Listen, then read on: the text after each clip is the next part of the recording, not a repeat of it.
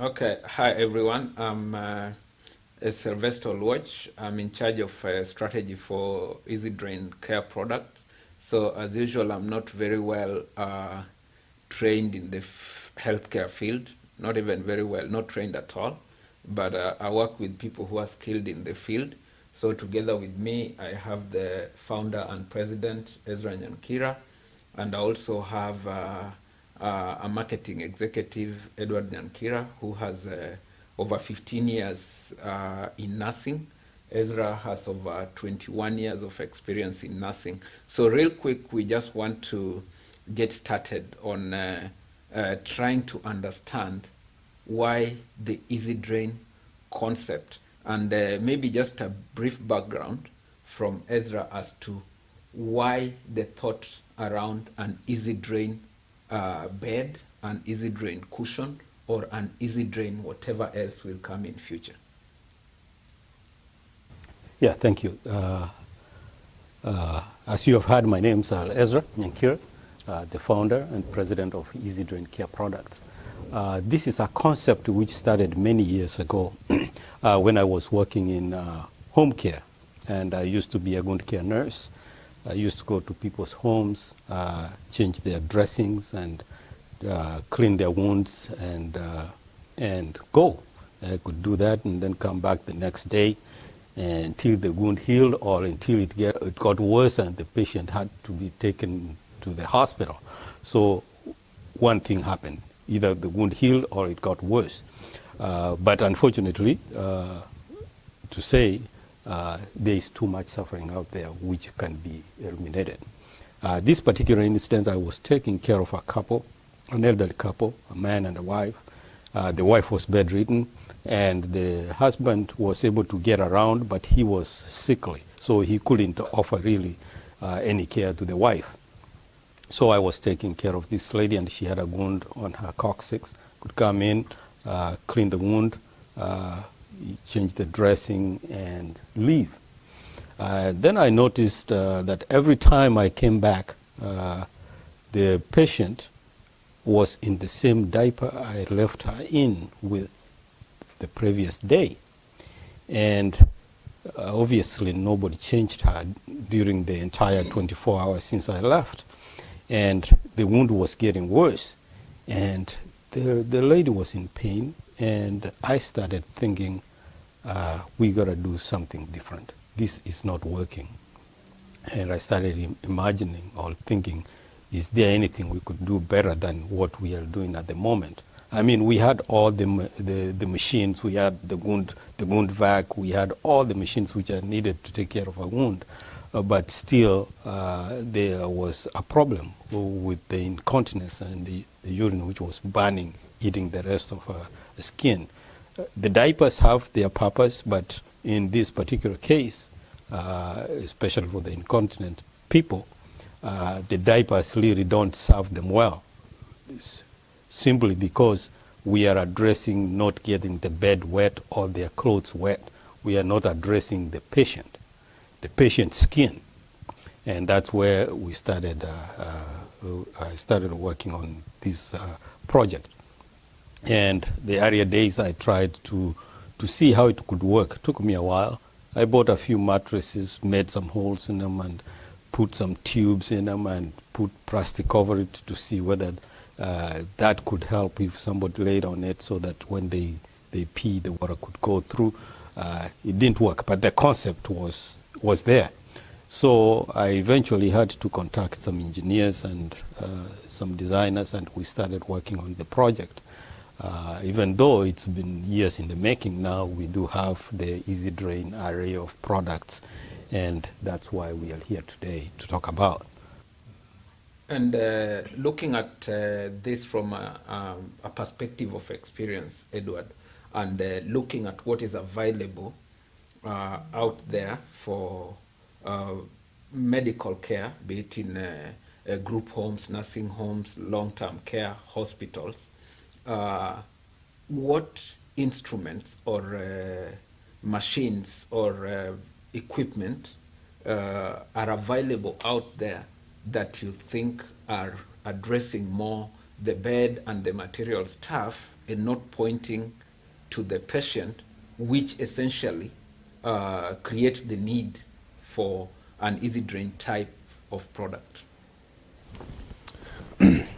Yeah, thank you for handing this thing over to me. I've been waiting for a minute. You know, I love to talk. But that aside, so with my years of experience, I've been out there. Actually, it's been 17. Yeah, you said over 15, and I'll give you that much better. But 17 years in the field. I've seen quite a few things. And I can say if I haven't seen it, probably I don't care to see it again. But we have beds, we have patients, and we have other things that we use to, in the name of making the patients comfortable or getting them better. When they're sick, you're gonna get them better. And when they're at home, you're gonna make them comfortable. So you're gonna differentiate the two. So in the hospital setting, we have the 40 catheters, which initially was for incontinence, to help the incontinent people. But as the time went by, that's not what we use it for anymore. Now we use it for if you have a condition that you can urinate or you can eliminate. That's when you qualify to get a catheter. And we have had other inventions like the Pure Weak, which is external catheter, they call it. You just, it's a tube, put it in between the legs and put it to suction. And I couldn't tell you how many times you thought that the wall suction showed you it's 25 and you believed it was 25 to find out that it wasn't working right. It was higher than what it was showing you, and it ended up sucking for too long or too hard and caused pressure. So, or ulcer in private areas where really you shouldn't be having any pressure ulcers over there because there's no pressure point. Okay? And all those things were there to address this issue of keeping the patient dry. And then we have the diapers, the chalks. If you look at the chalk, it's something that is waterproof from the bottom, and it's on the top, it soaks whatever drains on it. So we put that on the bed, and then at some point, hospitals have gone away from using diapers, but they use chalks, which is the same concept, except that they just don't want to use the diapers because they think it keeps the moisture to the patient. But the same thing the chalks does, it just sucks that urine and keeps it right there. Essentially, what's doing, whether you look at it this way or you don't, what it's doing is protecting what? Whatever is underneath. Yes. Whatever is on the top is not getting protected because that's where the urine is soaking and sitting. So however much we want to say that those products really do help patients to keep dry, they don't. They keep the beds dry. So for many years we've been having this concept where we're protecting the beds, but we're saying we're protecting the patient's skin.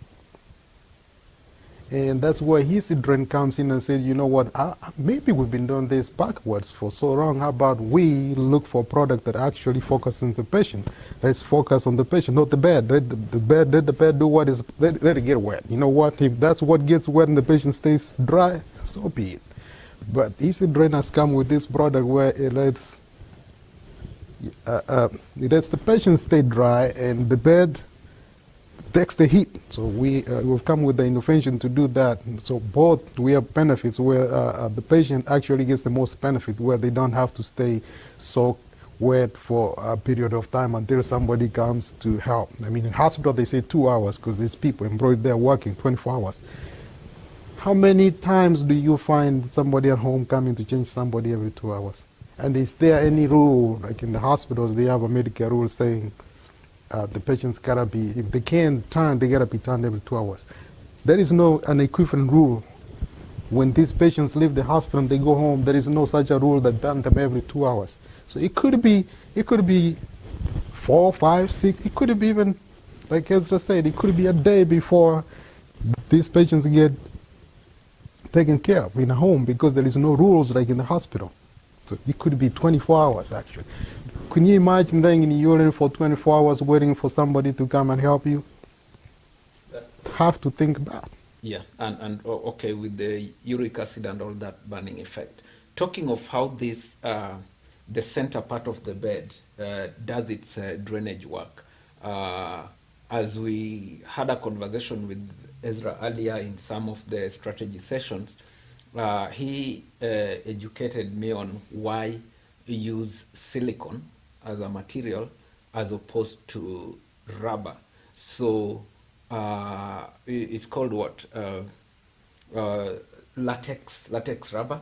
So Ezra, if you would just elucidate further as to why that material as opposed to latex rubber.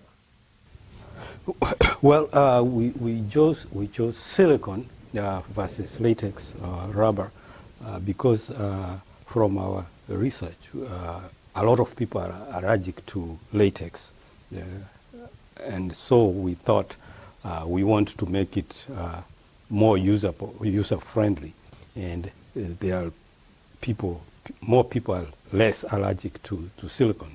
That's primarily why we chose to use silicon on our products. And in the future, as we continue with our research and development, if there is any material which is more user-friendly or patient-friendly, I believe we will be looking towards to using that material. That's the main reason why we are using silicon. And I will allude to what Edward was saying about the patient. A few years ago, the caregivers, we had plenty of caregivers who could take care of patients.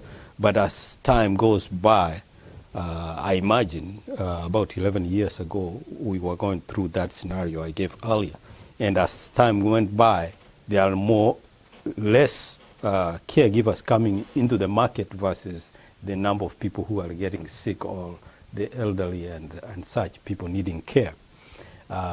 And that has put a strain on the healthcare workers themselves. So you find that, for example, in a nursing home, I worked in a nursing home for a long time, a case whereby about 15 years ago you could have one aide to maybe 5, 6 patients. Now it's one aide to 12, 15, sometimes 20 patients. It is impossible to really take care of these patients. And remember, these are our brothers, they are our parents, they are our grandparents. We need to take care of them.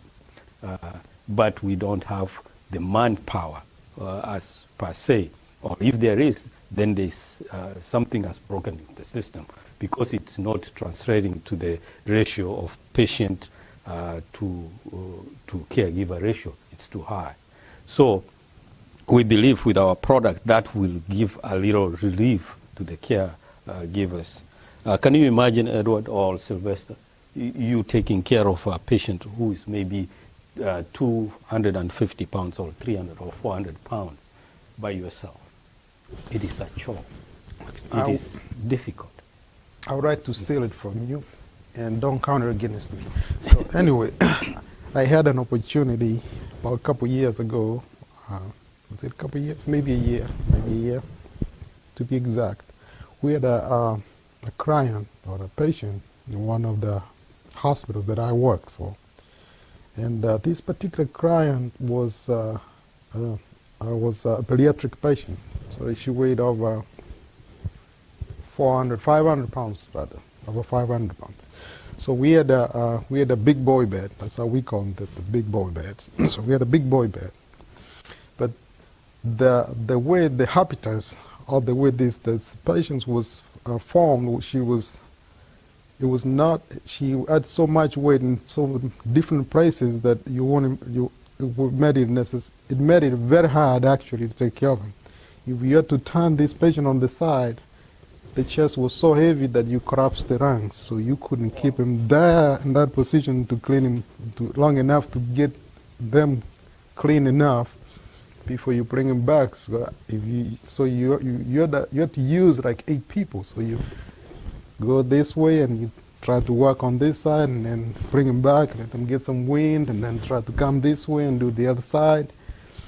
And even with all the things available to this day, the state of art equipment hospitals have this day, it was it was insufficient. I can tell you it was insufficient as to the care of this patient. Why? We had to use multiple chalks. Well, they say use one. Well, that's what they say when you plan for a patient is individualized. You cannot cut and say, oh, one chalk fits them all. You will be gravely ineffective to some patients if you go that route. But that's what the narrative seems to be going out there. Use one chalk, okay? You might as well not use it in this case because it's not going to work. The patient himself are bigger than that chalk. So you needed to use a few of them to at least cover a good area. At least it can soak the urine for a little while before it starts runs out. This is a 500-pound, very swollen patient. So whenever they produce urine, they're not going to produce 200 mL of urine. They produce about 2 liters, and a chalk cannot soak 2 liters of urine. And most of the time, she did not want to be touched because it hurt so bad to take care of her. So she would refuse care. So you come in with your crew, you got everybody that you can gather, you come in, and then you say, okay, we're going to help you now. She will say, no, I don't want it now, come back later. So by the time you come later, you started to mop urine from the doorway so you can come in because it's already flowing down. And I thought about this product, it was under development. I'm like, this is probably could have saved this situation to the point where after them, you don't go number 2 or you don't poop every 2 hours. At least a normal human being poops maybe once or twice. Unless you got something going on, once or twice. We expect maybe every other day or even, but you urinate frequently. The case for this particular patient, it was constant to the point where no matter what we did, it was insufficient.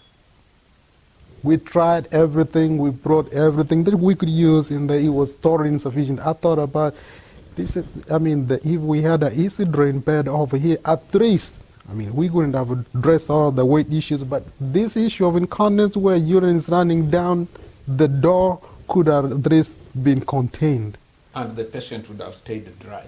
Could have stayed a hair lot drier than what we did the entire time she was in the hospital. More comfortable. Now, looking at the patient experiences based on your own observation and research, it definitely means that for this kind of products, we have to stay constantly on the lookout. It's a lifetime of commitment, of continuous research and development. At this particular point, Ezra, maybe you just have a view of what your vision for research and development for the products are, and what areas the market would expect an advancement, or the users would expect alterations and continuous development of the current products. Yes, I can address that. As you know, EasyDrain is a young company right now, simply because even though the idea has been there for a while, we are getting the products to market now. These are our basic units we have right now. What we have here is gravity-drained products, and we are working on improving them to suction-drained products. So that's going to be the next stage up. We are going to have the gravity-drained products for those who will need them, even though we know the gravity-drained are sufficient, but as improvement comes on, we'll have those. And we do know that as our products stand right now, they are great products, but we know there will be continuous improvement. We are looking at probably in the future, we do intend to, or we imagine that they will be in hospitals and probably nursing homes and things like that. So for the hospitals, we are designing beds which will take care of the med-surg and maybe critical care areas. So that means we'll have a bed with maybe a scale, IV poles, and things like that, plus our patented EasyDrain center. That will take care of a lot of issues, we believe. And The other thing I want to address is, as we talk or we address this issue of easy drain, a lot of people have asked me, what about those people who go number 2? What do you do for them in that case? This one seems to be working very well for the urine. Well, as Edward said, urine is the main problem right now we are facing, because people pee or urinate often, and the acid eats their skin. But we have underwears which are friendly people to wear. They let the urine go through and they hold the feces back, so the caregiver can come clean that later. Just like we are not eliminating caregivers with our products. That would be a mistake if somebody suggested that. What we are doing is we are giving a product which is, say, patient-centered. Okay, the patient will need some cleaning later on in case of them having a BM, and of course the bed needs to be cleaned after it has been used in either way. So we are not eliminating caregivers, but we are reducing the amount of work they do. And Edward mentioned about the iPad. I have not seen it, but sounds a very interesting idea. But even with that iBed, I believe if they don't adapt to our system of easy drain system, I believe that bed somehow is going to is going to be falling short of what it needs to deliver.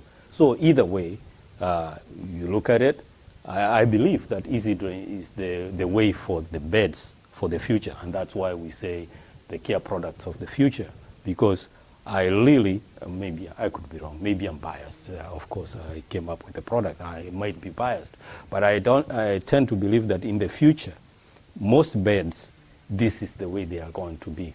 Whether it's in the home or in the hospitals, I believe we are going to see a trend towards what we have set up is for the industry. Maybe just towards summarizing. In conclusion, I look at it from the business end, and I would say that when I look at the number of people who are retiring now, people who are getting into what would be called the aging bracket all over the world, and especially in America, where we talk of the baby boomers, you have a very robust population retiring, a very wealthy population, people with so much resources that the comfort they can get can only be limited by the innovative thinking of those who invent what they can use. And also latest research, of course, barring the impact of COVID, the highest growth rate of population is in the demographic of 90 years plus. I look at these things from two perspectives: a growing need or a growing demand for this kind of care against a falling number per capita of caregivers. So when I look at those two things, that is an area in which I would give a business case for this kind of easy drain beds, because they provide comfort and they reduce the number of caregivers required. Maybe just in quick conclusion, I will go with Edward first, and then I'll have Ezra have the last word. Yeah, like we have said, I mean, if we give testimonies and stories, it will be until tomorrow, because there is more.